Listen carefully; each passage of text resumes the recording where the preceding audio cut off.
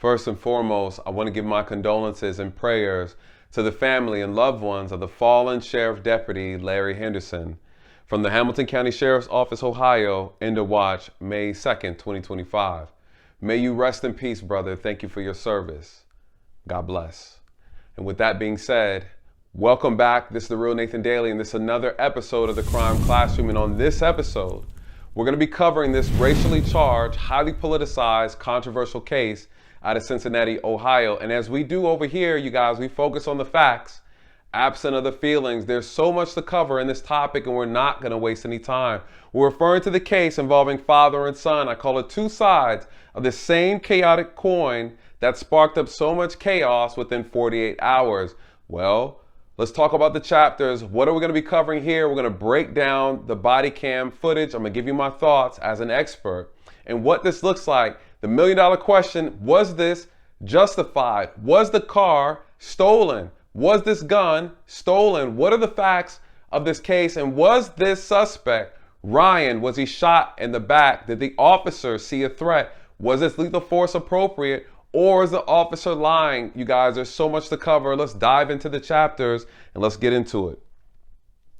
Stolen vehicle. Well, listen, I've been hearing a lot of information online about whether or not this car was actually stolen, legitimately stolen, or whether you feel like it should be stolen. So a lot of people don't like the idea, allegedly, that the vehicle was reported stolen due to lack of payment. Some people don't like that idea if that's the case. Some people say that that is a civil matter. Well, here's the problem, you guys. It's not uncommon for people's car to be reported stolen. You don't know what type of contractual deal that they made with someone. We don't know if this vehicle is even a rental car. It's not against the law for a rental car company to report a car stolen, okay? Whether the payments were missed, maybe something was done fraudulently, and it's the same thing with the dealership. Every state might be different, but also, even with the dealership, it's no different, you guys. If you use any type of fraudulent documentation or payment to acquire that vehicle, that asset, they can then have a right to report it stolen, and we will come and get you and take the vehicle back. We don't know the condition of that vehicle and the contract that was made, or if they flat out just stole a vehicle. Or was it their vehicle? Or was it a rental car? You guys, we don't know. What we do know is it was reported stolen, and whoever reported it stolen had to check all the boxes, making sure that they were authorized legitimately to be able to report the car stolen, meaning that they are the owner. And it wouldn't change anything. Why do I say that? You guys, it's called the color of law. When officers are acting under the color of law, under information that they thought or were told was legitimate, their job is to go there and investigate. If it comes out that the car really wasn't stolen, guess what? It doesn't change anything, okay? Because at that time, the officers are investigating information that they believe to be legitimate. That's why I always tell people to comply to survive. You don't know why officers are stopping you. You don't know why officers are investigating you, your vehicle, your home. And if you act irrational in that moment, not knowing that the officers have a legitimate reason to investigate, you have just opened up a can of chaos over your life. You resist arrest. You obstruct the investigation, you find yourself arrested, you find yourself getting hurt, and it's not worth it. Okay, this is why I always say to comply to survive. First, I want to say thank you so much for stopping by. If you like this type of content, give me a thumbs up. You guys, if you're new to the channel, welcome. And if you want to stay updated for more videos, hit the subscribe button. Would love to have you a part of the team here at the Crime Classroom. Well, with that being said, let's get back into it. These things are a natural part of police investigations. Do you know how many times we have to look at vehicles or people who are involved in crimes? We have a red Jaguar, a blue Honda that was involved in a burglary, involved in a robbery, and we see a vehicle matching that description on the road, in the parking lot, near a neighborhood. You guys, and we stop and pull that vehicle over because it matches the description of a vehicle or a person or a thing involved in a crime. You guys, and we go and we investigate. So during that investigation, you are not free to leave. Your vehicle will get pulled over. Part of my investigation to ascertain whether or not this vehicle matches the vehicle involved in a crime. You guys, this happens all the time. This is standard police procedure. And again, this is why I say comply to survive, because in that moment, You don't know if an officer has legitimate reason or a legal reason to do what the officer is doing, which is why I say don't hold court on the street. In this situation, this problem in this case is as the officers are trying to investigate and actually confirm it, everybody gets up and starts running. Well, as an officer or as a regular person, I'm going to assume that this is the stolen vehicle. I'm also going to assume that you have something to hide. Okay, so again, this is why we say comply to survive. Body cam review. Listen, just like everybody else, I watched the video. We're not going to play it here, but I will put up screenshots and some key moments. Let's talk about what happened. You guys, this was 6 seconds long. The video quality is trash. And a lot of people are saying that this looks intentional. Well, of course, I looked into it. I wanted to know that they intentionally manipulate this video in order to hide detail, in order to hide information, or to pretend like information was there that we just can't see. Listen, I compared the same police department with other body cam footage, you guys, and it looks like this is very consistent with their department. It seems to me that they all record their videos at 480p, which is ridiculous, especially for a police department. You guys, if you're not familiar with Axon body cameras, you're able to set the settings on the actual recording quality. They have 1080p, which is what my department recorded under. You have 720p and you have 480p. I'm not gonna lie, this looks like something off of Minecraft. It's horrible. And for a police department, especially when we talk about body cam evidence, this needs to be of the best quality so that we can actually see the information needed. Well, one thing that I could say unequivocally is that I don't see a weapon. I don't see a gun. It doesn't mean a gun is not there. It's just you just can't see it.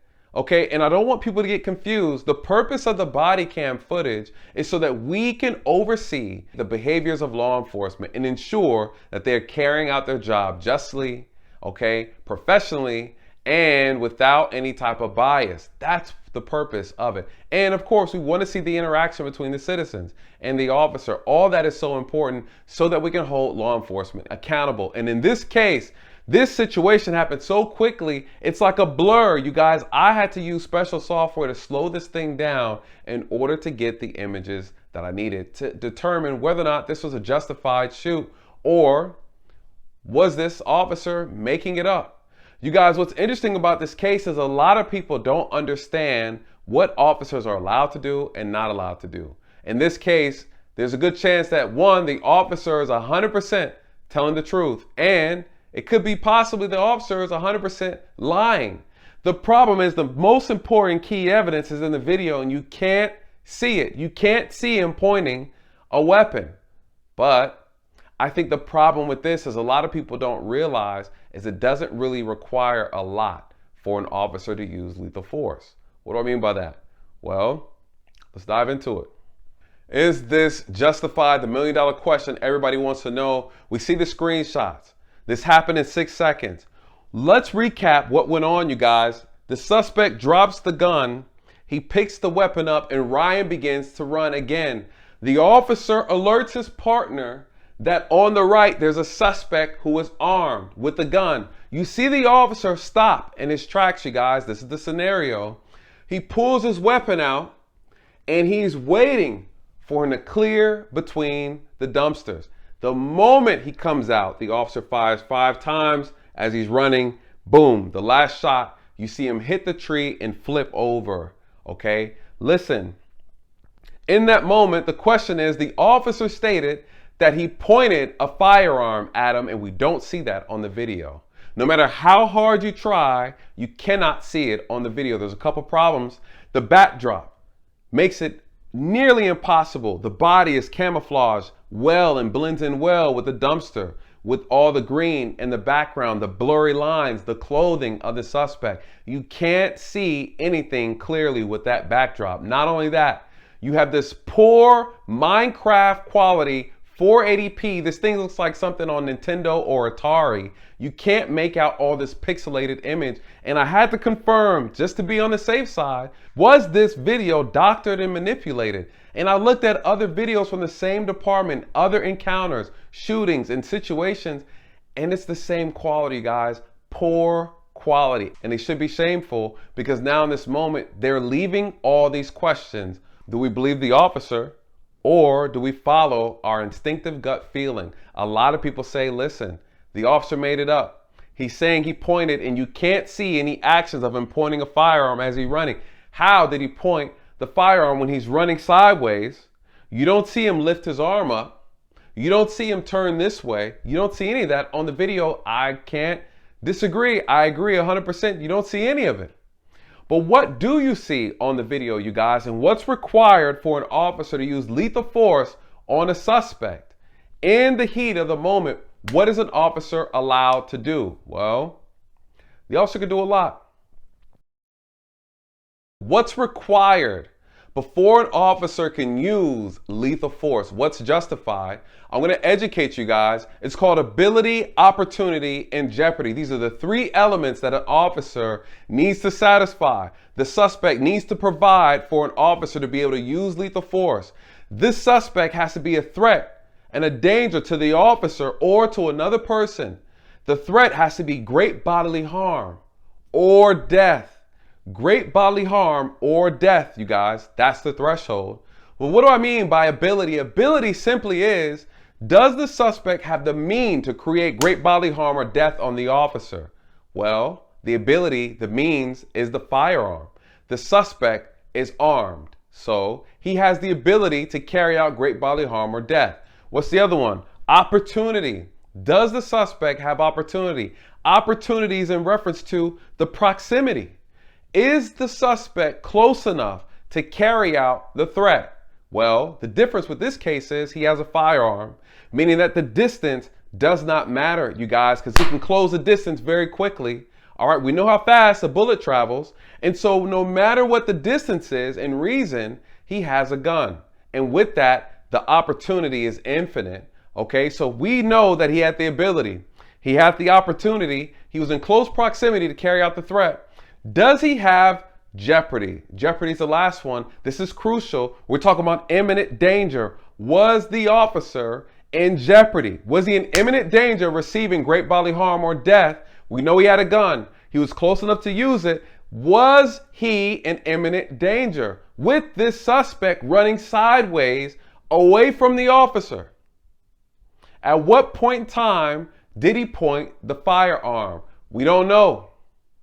But let me explain to you how much effort is needed for an officer to judge a situation and then execute the use of lethal force. It doesn't take much, because you have to remember, though he's running sideways, if we're saying the gun is in his right hand, you guys, on this still shot, you see his face facing the officer. What does that mean? It means he was startled. He probably didn't know the officer was present. You guys, all he had to do was see the actual gun going in the direction of the officer. It doesn't have to be pointed at the officer. And here's the other thing. A lot of people don't realize there's a difference between pointing a gun and then aiming a gun, right?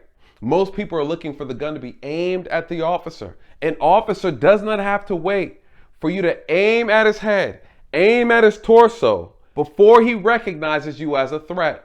You simply have to manifest the threat. This is where the imminent danger and jeopardy comes in.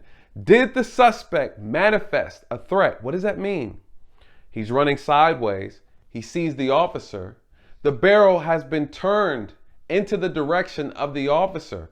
The officer's at 12 o'clock. The barrel is pointing at 3 o'clock. The barrel is slowly going to 2 o'clock. It never makes it to 12 o'clock where the officer is. The officer pulls his weapon. He takes you out of here, you guys. It's just that simple. This could easily have been the swinging of his arms, and the officer recognized that as a potential threat.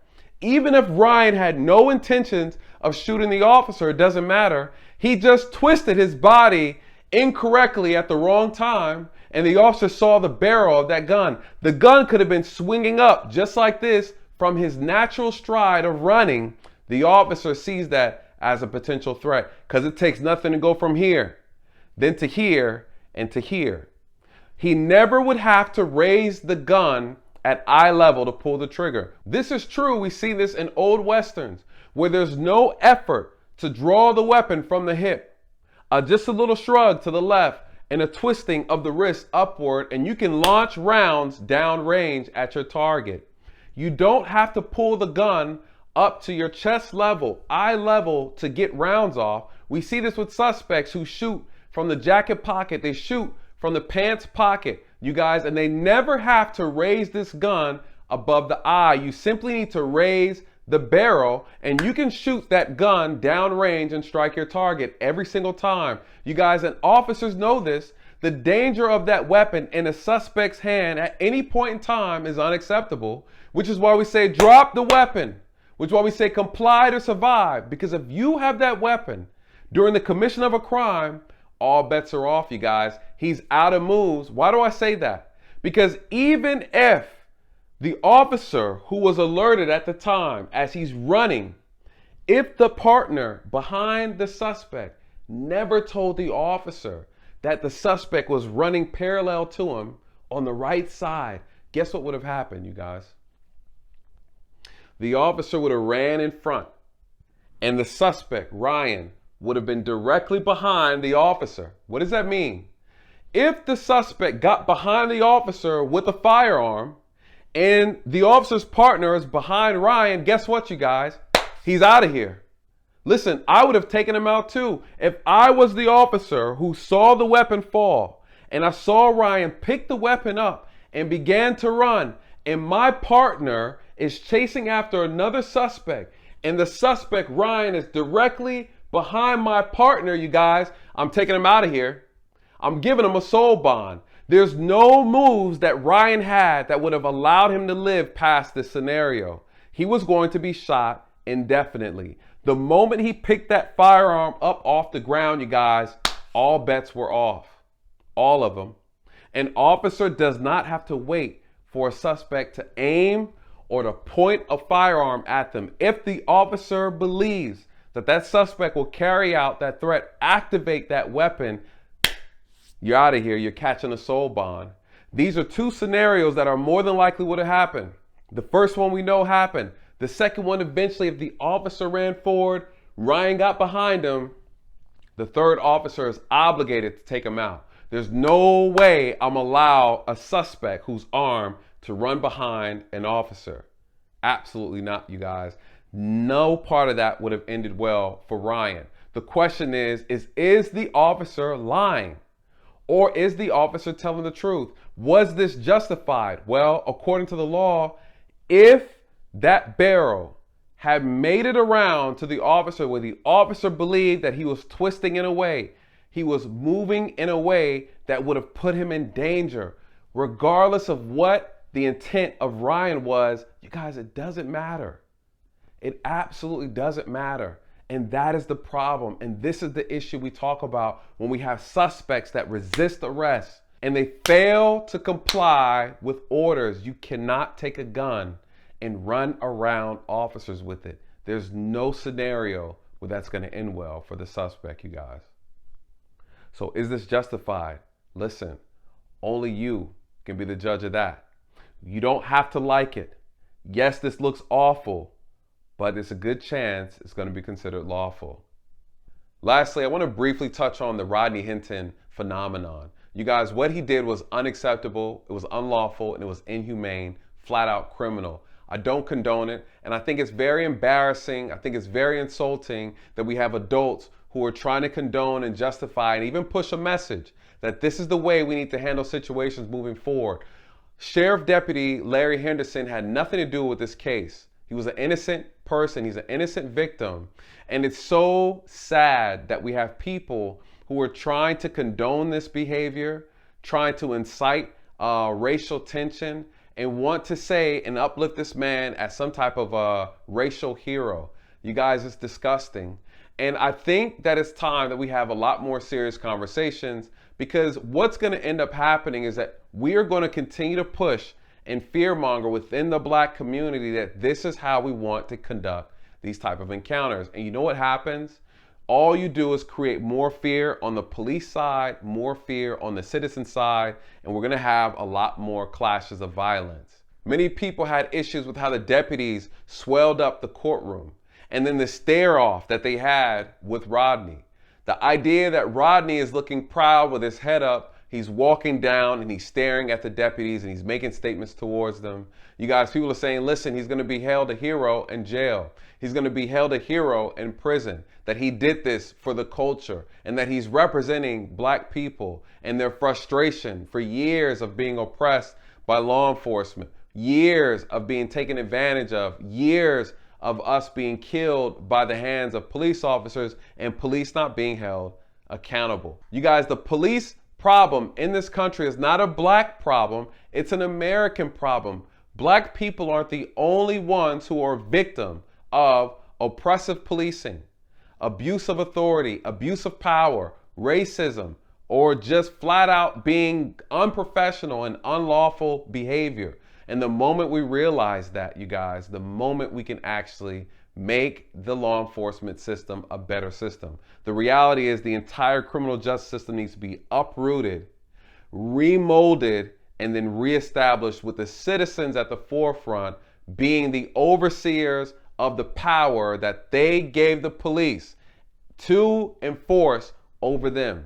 All right, so yes, we need a change, but we need to have the right conversation and we need to be teaching the right type of behavior on the law enforcement side and on the side of the citizens, because we cannot afford to have a war. And the reality to my law enforcement partners and friends is that we already know that you are outnumbered by the people. And the people give you the power and authority to enforce those rules on them. And the moment the people believe that you're no longer worthy to relinquish that power and authority to, you guys, they will take that power back. That's the fact, right? Police sometimes forget that they are here to serve. And they were tasked with that servitude by the people. The moment the people feel like you're no longer worthy to be servants, that power should be stripped. I agree 100%. And I think that is what's going to keep people back in line. The people no longer have power over the people that they put in charge to enforce laws over them. That's from the height of our government to the lowest parts of our government. And this is where we're going to start seeing the collapse of society. And that is what they want.